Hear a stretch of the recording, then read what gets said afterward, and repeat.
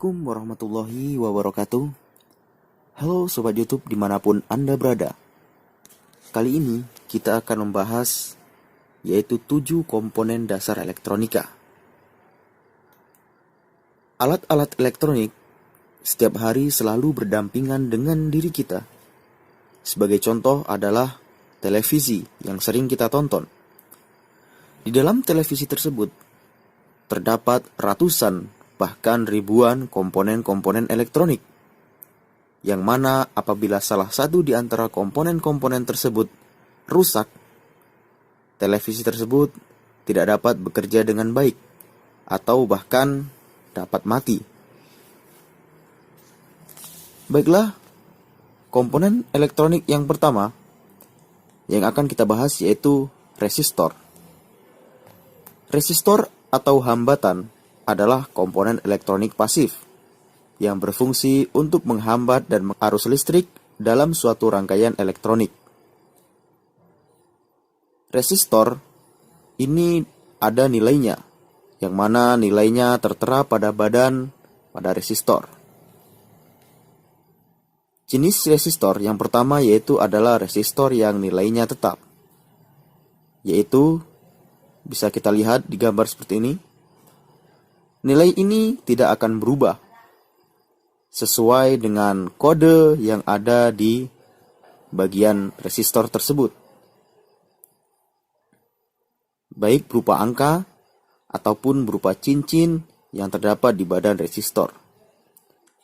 Kemudian yang kedua yaitu adalah resistor yang nilainya dapat diatur atau disebut dengan variabel resistor atau potensiometer. Bisa kita lihat di sini, resistor ini nilainya dapat dirubah. Misalkan di sini ada yaitu volume. Knop atau tombol volume di sini ini dapat diputar. Nah, ini adalah hambatan atau resistor yang dapat diubah. Kemudian yang ketiga yaitu adalah resistor yang nilainya dapat berubah sesuai dengan intensitas cahaya atau disebut dengan LDR, Light Dependent Resistor. Resistor ini sering dipakai sebagai otomatis lampu, yang mana ketika pada malam hari lampu akan menyala karena mendeteksi gelap.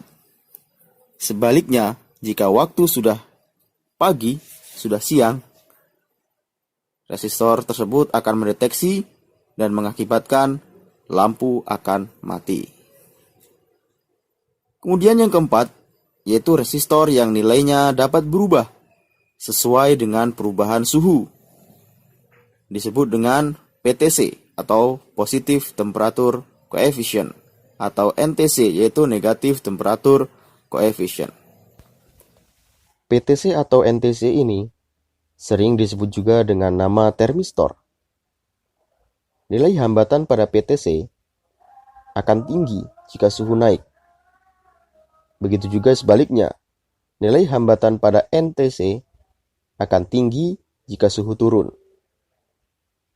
PTC dan NTC ini sering dipakai pada alat-alat pendingin ruangan ataupun alat-alat pemanas seperti AC, Magicom, dan lain sebagainya. Komponen elektronika yang kedua yaitu kapasitor. Kapasitor atau kondensator adalah komponen elektronika pasif yang dapat menyimpan energi atau muatan listrik untuk sementara waktu. Fungsi-fungsi kapasitor atau kondensator adalah dapat memilih gelombang radio pada rangkaian tuner, sebagai perata arus pada rectifier, dan juga sebagai filter di dalam rangkaian power supply. Satuan nilai kapasitor adalah farad, diambil dari seorang penemu yang bernama Michael Faraday. Jenis-jenis kapasitor.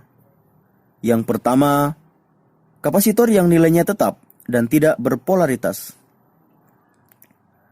Jika didasarkan pada bahan pembuatannya, maka kapasitor yang nilainya tetap terdiri dari kapasitor kertas, kapasitor mika, kapasitor polister, dan kapasitor keramik.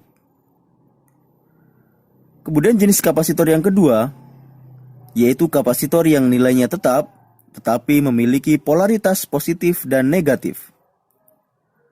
Kapasitor tersebut adalah kapasitor elektrolit atau elektrolit kondensator, atau biasa yang kita sebut dengan sebutan elko, dan kapasitor tantalum.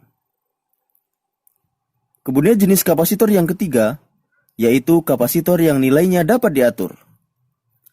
Kapasitor jenis ini sering disebut juga dengan sebutan variabel kapasitor. Komponen elektronik yang ketiga, yaitu induktor.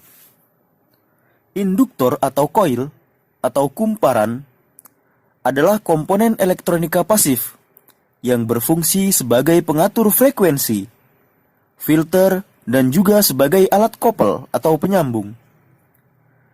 Induktor banyak ditemukan pada peralatan atau rangkaian elektronik yang berkaitan dengan frekuensi, seperti tuner untuk pesawat radio. Satuan induktansi untuk induktor adalah Henry. Induktor mempunyai dua jenis. Yang pertama, yaitu induktor yang nilainya tetap. Kemudian yang kedua, yaitu induktor yang nilainya dapat diatur, atau sering disebut dengan coil variable. Untuk lebih jelasnya, bisa kalian lihat di dalam gambar.